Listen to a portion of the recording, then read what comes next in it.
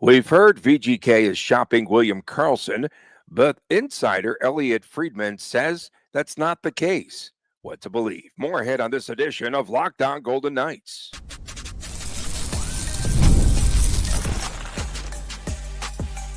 Your Locked On Golden Knights, your daily podcast on the Vegas Golden Knights, part of the Locked On Podcast Network. Your team every day.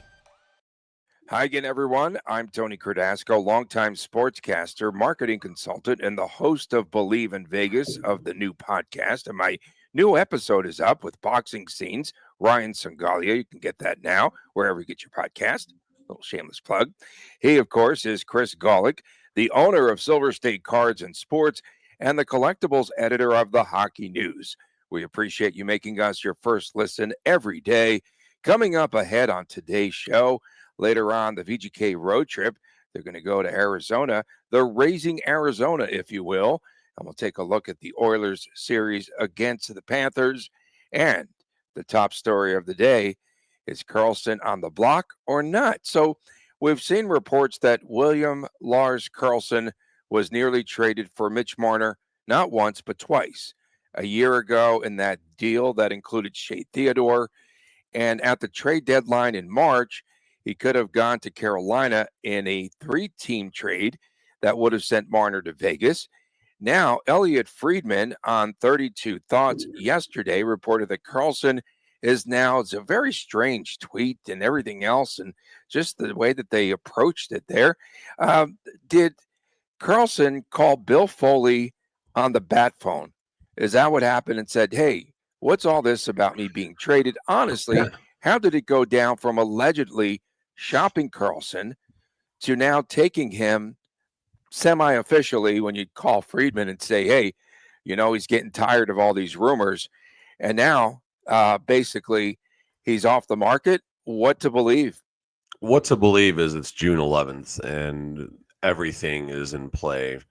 There's a very short list of Vegas untouchables that pretty much starts with Jack Eichel and ends with Mark Stone right now, and probably Shea Theodore can be added to that list. It's a very, very short list of players that the trade wouldn't be happening. End of story. I'll just put a bow on that. Everyone else is pretty much in play. William Karlsson, yes, we know Bill Foley has a special spot for him. Yes, we know about William Karlsson's history. Yes, we know what his salary situation is. $1 Million Man, Ted DiBiase, everyone has a price and you will be bought. There you go. Every player has a price. And if someone were to approach the Golden Knights with the right trade package, a deal would happen. And the reason this discussion is happening is because it almost did happen previously involving William Karlsson and Mitch Marner. So if they're willing to trade him once or twice, they're definitely willing to trade him a third time. Some of the quotes from Elliot Friedman here. All I'm going to say is the pushback is I got pushback from teams about Karlsson. Now, I haven't spoken to Vegas directly. It's always possible. I asked a few people about Karlsson, and they either told me they're not under the impression he's available, or I suspect in at least one or two cases, they asked and were told no. So there's definitely some weight behind that statement. Locally, Danny Webster put it, or no, was it Ryan the Hockey Guy? One of those two put it out there that there's not a something about a snowflake lasting in hell or something like that when he asked someone about William Karlsson. Fine, okay, but I'm not going to put a whole lot of stock into one way or the other right now is all I'm simply saying. Today, maybe June 11th, maybe they're trying to cool things down with William Karlsson as far as a possible trade. June 12th can bring a whole nother animal. This is Vegas, people. Do not forget that. And I'm going to go a step further with your wrestling quotes. And the Iron Sheik once said, some days I'm in a good mood and some days I'm bad. Did VGK put that messaging out there? I don't know what to believe. That's my question. So many teams and agents and all this smoke that occurs this time of year. It's June 11th. I think just enjoy the show is what it is. I think it's June 11th. Let's enjoy the fact that the Golden Knights are still giving us some stuff to talk about instead of doing player grades and what happened, if and then scenarios and stuff like that. Player So grades. Oh, that's not yeah, getting no, we haven't done a single player grade in the offseason because it's boring, number one, and number two, well, we haven't needed to, so that's a good thing. But yeah, it's June 11th. It's June 11th. It's June 11th. I'm going to say it over and over. If someone wants to do the word of the day like they used to a couple of years ago with us on the pod, June 11th is the quote of the day, so to speak. So if it makes sense, McCrimmon's going to do it. And that's not just for William Karlsson. That's not just for Shea Theodore. That's for any player on this Golden Knights roster. If it makes sense, a move is going to be made. And the hill, no pun, the fact that this trade almost happened. We're not talking about a hypothetical here. We're not talking about, well, should the Golden Knights trade William Karlsson if this Mitch Marner situation happens? No, we're at the point of this trade almost did happen. Now, maybe it's getting walked back. Maybe as foolish as it sounds, maybe there was a phone call made to Bill Foley, like you said. Maybe William Karlsson's like, dude, what are we doing here? And you never know. You never know. But again, the beloved Nate Schmidt with 5 assists in the Stanley Cup Final. What's up with that? Man, terrific. That got traded. That bothered Bill Foley. The beloved Marc-Andre Fleury got traded. That bothered Foley. They can trade the beloved William Karlsson just as easily should the right situation present itself. When we were talking on the show yesterday, I think I threw out there, I said, I wonder what effect it would have on some of these players like Karlsson if they don't know what their status is, or if they know that they've been shopped. And I felt a little bit of Karlsson this past season. He had to have known he was being shopped. Just a little chip on his shoulder, I believe. Did you sense any of that? I mean, did I sense it last year? No. Do I sense maybe it's going to happen? I mean, okay, I didn't sense it last year because William Karlsson's results weren't there. Let's be honest about that. Injuries and all that, fine, whatever. New year coming up. This is like the Shea Theodore situation. This could certainly bode very well for William Karlsson personally and the Vegas Golden Knights. Shea Theodore, about this time, he was as good as gone, right? We were penciling him to be part of a Mitch Marner deal or something else, and they would trade Theodore to make room for some other free agents and some other internal free agents and stuff like that. And all of a sudden, no, Shea Theodore gets extended, but that happened when that happened in the regular season. It didn't happen in the offseason, correct? Shea Theodore's extension? The extension, yeah, right at the at the beginning of the season. It happened early right? on in the season. Fine. Point being is Shea Theodore comes in to the offseason. Everyone thought he was going to be traded. I'm sure there's a lot of talks internally with Shea Theodore about his future and everything. And what does Shea Theodore do? He just comes in, goes to work, does his job, does a good job, reminds everyone that, hey, I'm a pretty important asset. And he had a really good season minus a freak injury at the Four Nations. William Karlsson, to his benefit, benefit maybe isn't the proper word, but to his benefit, yes, he came into last season injured. He was injured the entire offseason for whatever reason. It wasn't addressed. And, who knows? That's the Golden Knights and William Karlsson's personal situation here. Coming in the next season, William Karlsson, I presume, won't have as many injury issues, I would hope. And he's going to be a little pissed off about his name coming up on shows like this, on 32 Thoughts, and people internally within the Golden Knights trying to poke around to find out what's going on. William Karlsson hears all this. These guys hear all this stuff. They listen to us. We know that. Use this for motivation. Sometimes they do. Sometimes they do. Sometimes I motivate guys. You know that, right? Oh, I'm sure. Yeah, I'm Tony the motivator. So, and one of the things, that we need to also talk about there is, again, Marner's name comes up like every day in our streams, on podcasts, from insiders. So the one thing that we're starting to believe is that Marner will not do anything until July the 1st, right? Is that pretty much a given at this point? I know there's no givens, but I don't think it's a given. I think if it makes sense for Marner, he will run with it. I'm sure whatever he's under contract for another 19 days. However that works, I don't know exactly as far as how much discussion he's supposed to be having with other teams. What's happening, obviously, behind the scenes one way or the other. I'm sure there's all sorts of tampering happening, but it's the accepted form of tampering. And it needs to make sense. The Leafs are the one who have the pressure in all of this right now because they can get something for Marner or they can get nothing for Marner. And every day that goes by, they are closer to getting nothing.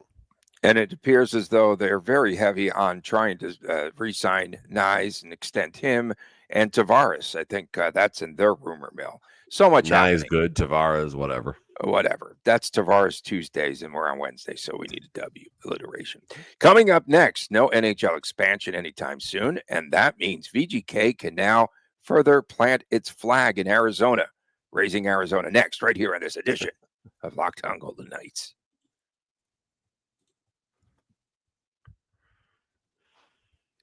We want to tell you more about Wonderful Pistachios. Of course, Wonderful Pistachios, it is a snack that's both delicious and nutritious. Crack into a good source of protein with Wonderful Pistachios, one of the highest protein nuts. Each 1 ounce serving has 6 grams of protein, giving you over 10% of your daily value. Plus, they are packed with fiber and better for you unsaturated fats, and it helps to keep you feeling fuller longer. Of course, I personally like the no shells variety, as does Garlic, and it's the perfect grab and go snack for busy days like today. Whether I'm snacking at my desk on a road trip or just need a quick protein boost, they're always my go to. And of course, they also have the shells variety, the in shell options. That is a classic favorite. And just don't understand how those little green wonders pack so much protein and a protein punch, if you will. Satisfying crack of opening up each shell. It's like snack mediation. Get snacking and get crackin' Vegas with the snack that packs a protein punch. Visit wonderfulpistachios.com to learn more. Get crackin'. Visit wonderfulpistachios.com. Welcome back on this Wednesday edition of Locked On. It's Wednesday already of Locked On Golden Knights. Tony Cardasco and Chris Golick reporting from Las Vegas. We appreciate you making us your first listen. Of course, Cardasco and the Iron Sheik, Chris Golick. The VGK road trip, I wanted to talk about that because they're taking a different route this year, this summer. The caravan no longer can go to those wonderful stops there in Billings, Montana, Boise, Salt Lake, because now, of course, we've got the Utah Mammoth. I got to get used to saying that now that own the television rights in that area in those mountain states. But instead, the Golden Knights now will go to Tahoe. They'll visit their ECHL Night Monsters up there. They'll go to Reno. Then they head back south to Arizona, Chris. They visit Chandler, Scottsdale, Tempe, and now the 12th largest television market in Phoenix. And so this is much better for VGK. They have the rights to that Arizona market since the Coyotes folded.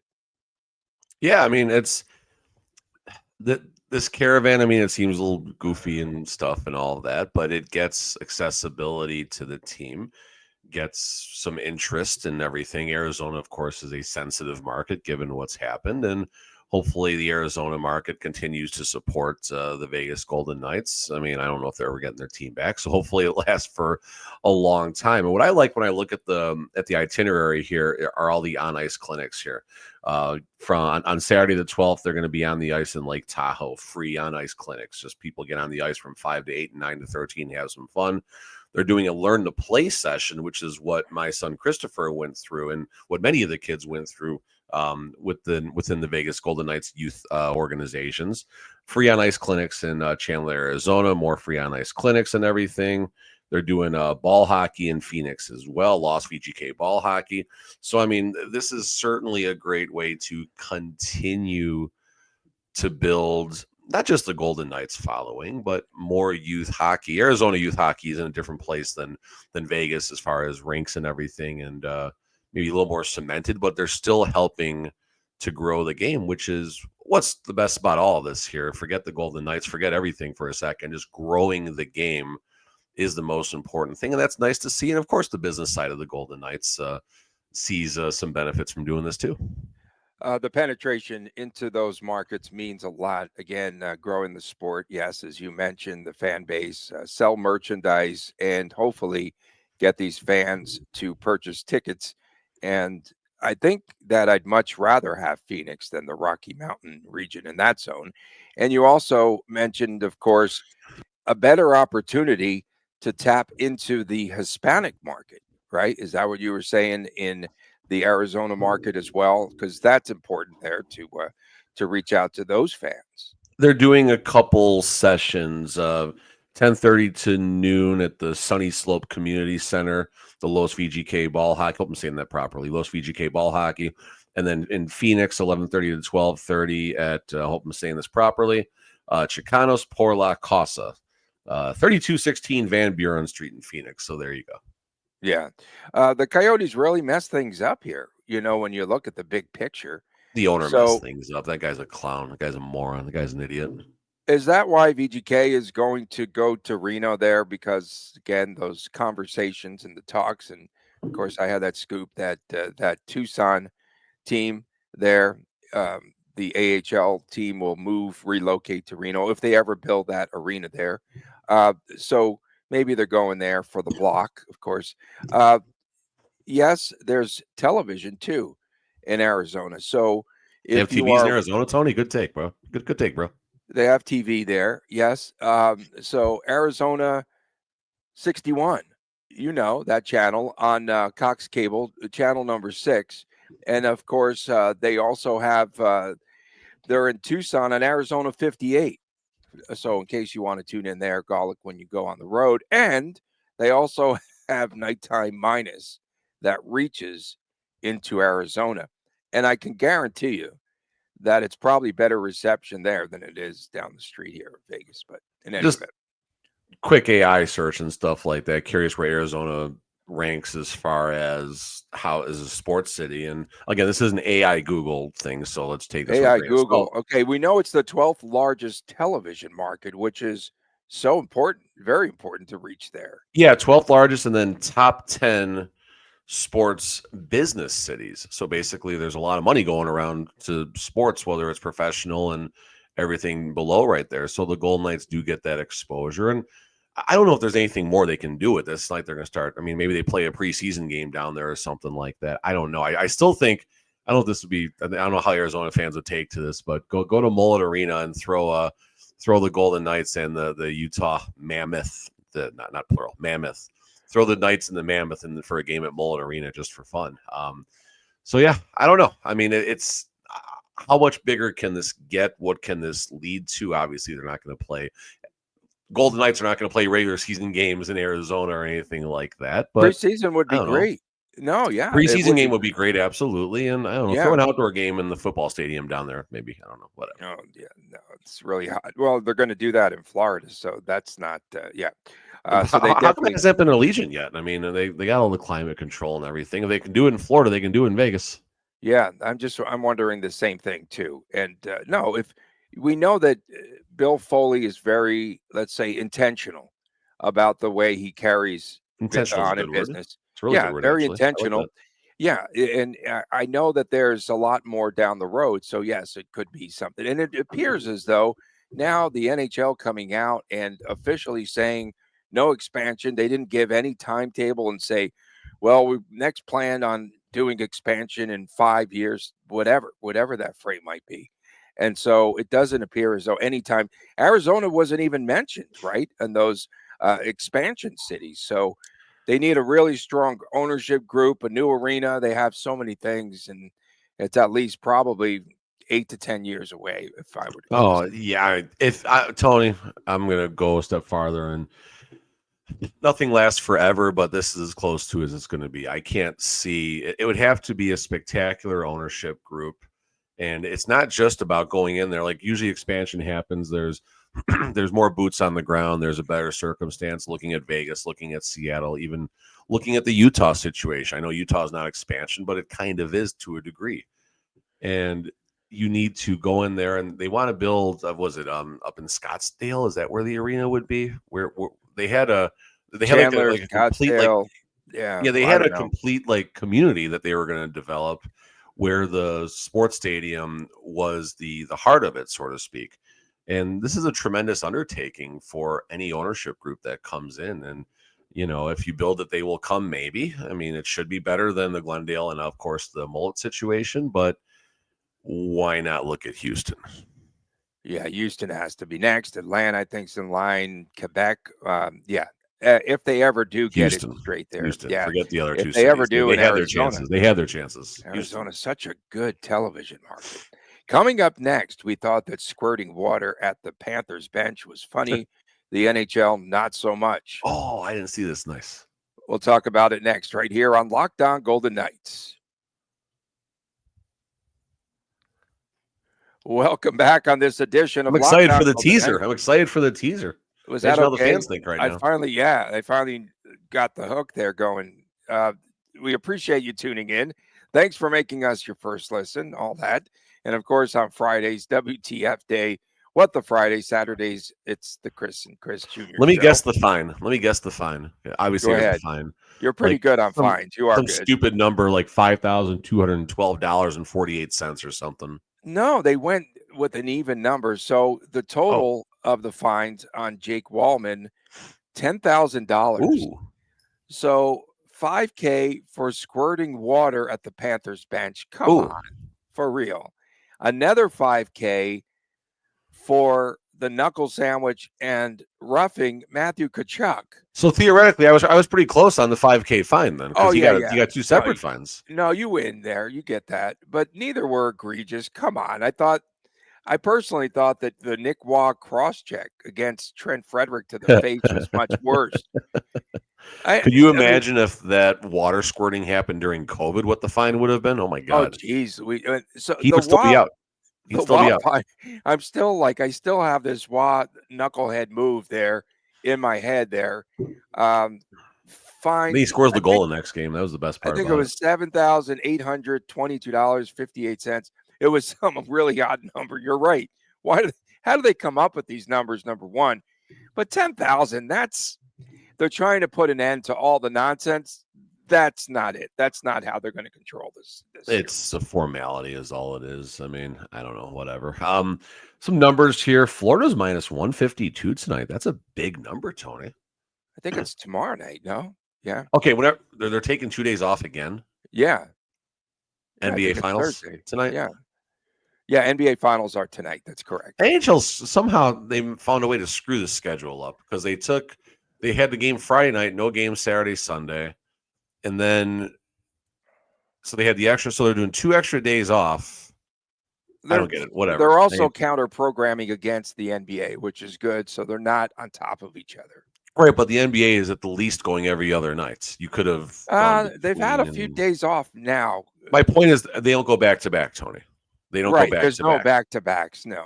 So they could have found another way to not have all these gaps and everything. That's all I'm saying. So, all right. Well, whenever the game happens, Florida's minus 152 right now. For the series, they are minus 265. I think that's way too generous, personally.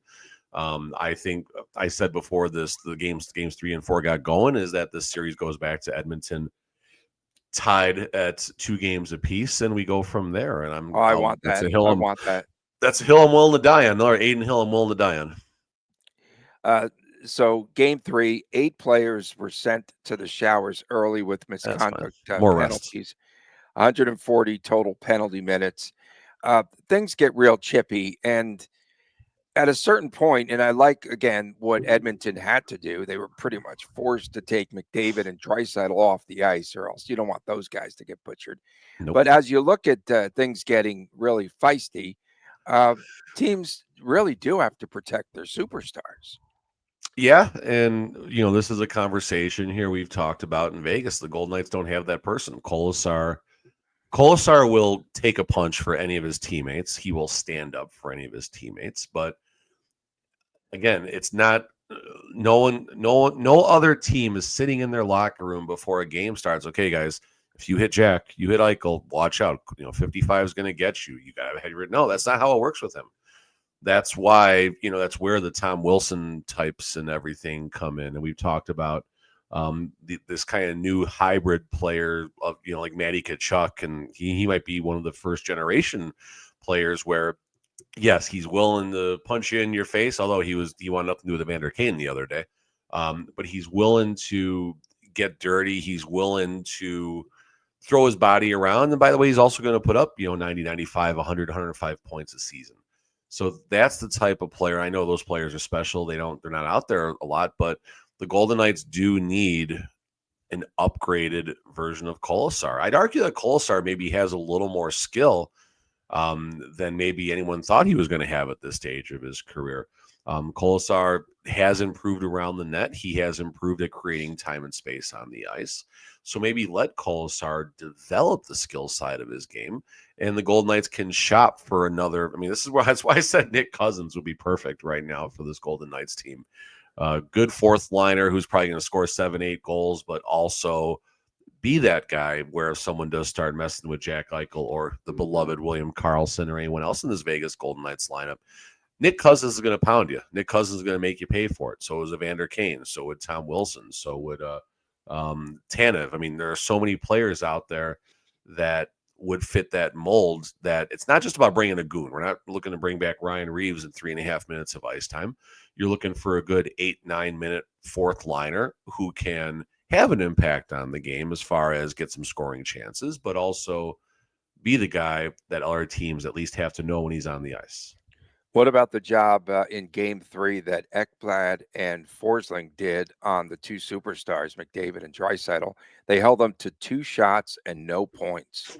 So, Yeah, and and if that happens again, it's curtains for this. And wasn't Ekblad who planted McDavid in that game and sent him to the dressing room for a little bit? Yeah, that little chip that he had on, like that shoulder. It was a great hit. Right? I mean, McDavid, it's a move he's going to make more times than not, but he tried to get right between a couple of freight trains and he lost that time. So, yeah, I mean, that's a huge blow, even sending him to the locker room for a few shifts or whatever it was. And just reminds the Florida Panthers, not that they didn't know because they beat him last year, but he's just as human, and you lay a good, hard, clean check on him, there's a residual effect. I mean, we don't know. Obviously, we're not going to hear anything of what type of injury that caused and why he went to the dressing room, but I can assure you he's going to feel it going into Game 4, whenever it happens, sometime next week, I think, apparently at this point. But whenever Game 4 does finally happen, you wonder how much McDavid will still be feeling that in the rest of the season. I mean, again, no one's 100% right now. I get that. But that hit right there is certainly going to, drop the health meter a little bit for McDavid. Big news on the Edmonton side. Yesterday, Knobloch said that he's undecided for Game 4 on who will start between the pipes. Is that true? Is that smoke? Smoke. He said it could be up to a game time decision. Yeah, I mean, listen, he's doing his job as a coach right now and trying to get whatever competitive advantage he can have. But I mean, let's be realistic here. The Florida Panthers, of all the things they're concerned about when they got on the ice against the Edmonton Oilers, I think goaltending is probably near the bottom of the list as far as preparing for McDavid, Draisaitl, the power play, Evander Kane, Corey Perry. Game 4 through 7. Well, you know who you have to go with there, Skinner. Skinner's getting the start, guys, unless he's before this series began. I said you need to make sure that you score first in this series. Of course, it could not be truer because the team that scored first is won. But look at these scoring times here. The early goal. Game 1, 1:06 in, Draisaitl. Game 2, 2:07 in, and that was the Sam Bennett goal. Game 3, 56 seconds before Brad Marchand scored a goal. So I think that's going to be one of the keys. That early goal, you can't allow it. You can't allow that early goal. It feels like one of these games should be a defensive type of game. Both teams do have that ability to slow the other teams down. You got a 6.5 out there for tomorrow's game, not tonight's. I'm still mad about that. For tomorrow's game, 6.5, you get a little bit of extra if you go under plus 104. Over 6.5 is minus 128. One of these games has to go under to make Tony sweat his over 35.5 goals prop. That's gonna hit. What's the count? 23? Yeah, something like that. Yeah. And this thing ends in 2 games, Tony. It might not.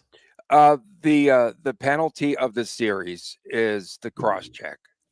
What's the total cross checks in Thursday's game?